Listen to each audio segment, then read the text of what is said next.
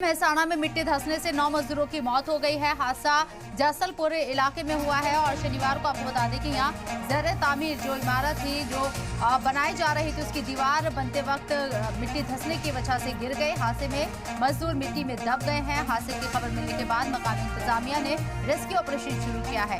जख्मियों को मकामी अस्पताल में भर्ती कराया गया है। वजीर आजम नरेंद्र मोदी ने भी हादसे पर दुख जाहिर किया। साथ ही यहाँ मैलोकेट के घर वालों को 2-2 लाख रुपए मुआवजे का भी ऐलान किया गया है। ये बड़ी खबर आपको बता रहे हैं। गुजरात के मेहसाणा में ये दर्दनाक हादसा हुआ है। ज़र तामीर इमारत की दीवार मिट्टी धंसने की वजह से गिर गए, जिसमें 9 मजदूरों की मौत हो गई है।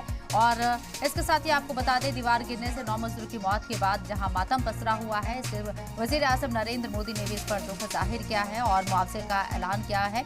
साथ ही साथ आपको बता दें कि जख्मियों को मकामी अस्पताल में भर्ती कराया गया है। जो लोग जख्मी हुए हैं, लेकिन इस बीच 9 लोगों की मौत की खबर। दर्दनाक यह हादसा गुजरात के मेहसाणा में पेश आया, जहां ज़र तामीर इमारत में की मिट्टी धंसने की वजह से दीवार गिर गई और 9 लोग इस हादसे का शिकार हो गए, उनकी मौत हो गई।